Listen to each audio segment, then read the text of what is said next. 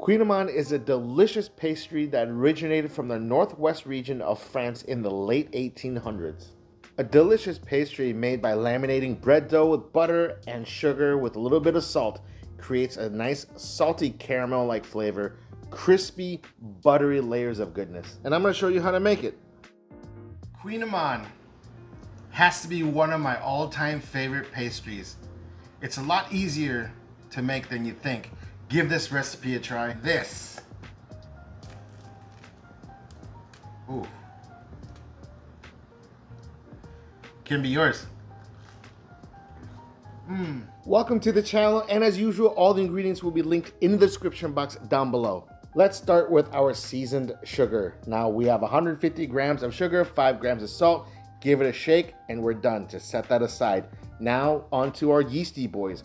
Water, sugar, yeast, give this a stir. Now wait a few minutes. Once you see proof of life, let that sit for a few minutes. Now you have full-blown yeasty boys ready to go. Flour, softened butter, let this run until it mixes all together. If you want to use melted butter, you can.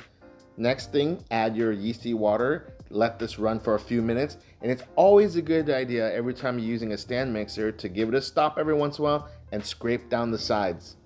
What you're looking for here is a nice smooth dough. This will take anywhere between 5 to 7 minutes on speed 3.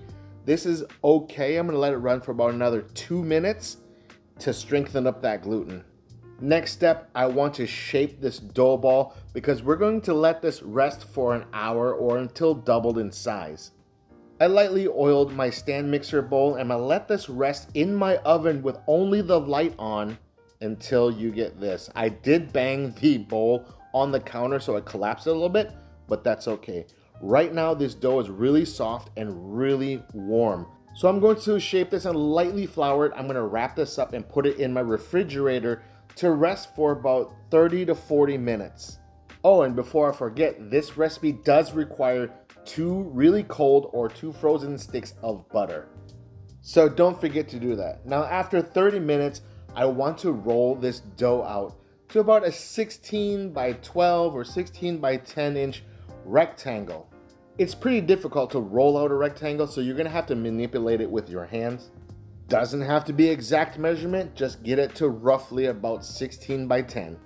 Now get yourself a box grater and your frozen butter or really cold butter. The important thing is it needs to be really cold.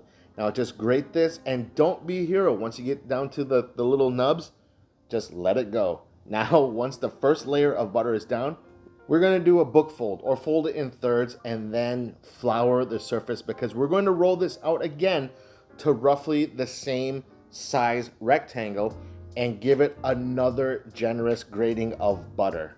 Now, because our dough was refrigerated and the butter is cold, we can do these 2 folds without having to put our dough in the refrigerator to rest.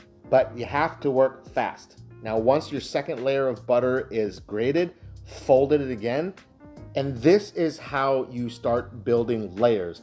Now, I like to pinch the top and bottom so no butter comes out. Now, this is important.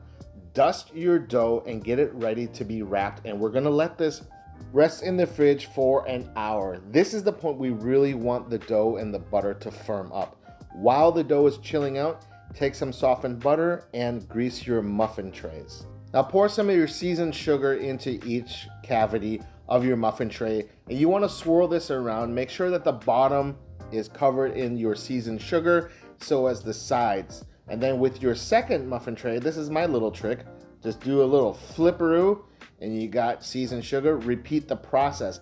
Now the next 2 folding steps of the dough does not require flour. We're actually going to be using our seasoned sugar.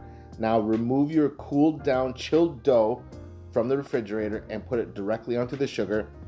I've seen some recipes where people put the seasoned sugar onto the dough like how we're doing right now, then they fold it and let it rest in the refrigerator. What happens if you do it that way is the seasoned sugar will start to pull out moisture, and after an hour when you pull it out, it's gonna be a wet, syrupy mess. So we're doing 2 more folds exactly like how we did before with the butter, but we're using the seasoned sugar. Give it a fold and roll it out. to about a little less than a 1/4 inch thick. We're gonna get ready to cut this. We wanna square off all the edges, but do not throw those scraps away. I'm gonna be making a giant kouign-amann with the scraps. Now to get 12 pieces, what we're gonna do is cut it lengthwise into 3 strips. The easiest way is to cut down the middle, then again, cut down the middle. Now you have 12 pieces. I'm gonna show you 2 ways of folding the kouign-amann. This first way is my favorite. You take all the 4 corners, push it into the center, and then take the 4 outside corners and push it together, but do not seal it because you want this to puff and open. I'll show you again. 4 corners in the center, 4 corners on the outside, place it into the muffin tin. I'm gonna show you the second way. 4 corners meeting each other in the air like so, and then just put it into your muffin tin. Repeat this process until you finish all 12. And at this point, I want to preheat the oven to 375 degrees Fahrenheit. During this time, while your oven is preheating, these will proof. Once your oven is preheated, you want to put this into the center and bake for about 20 to 25 minutes, up to 30 minutes depending on your oven. Now, your kouign-amann should look just like this. Now, it's very hot, but it's very important that you remove these from the muffin tin while they're still hot, because once that sugar sets, you will not be getting them out. They will be stuck there forever.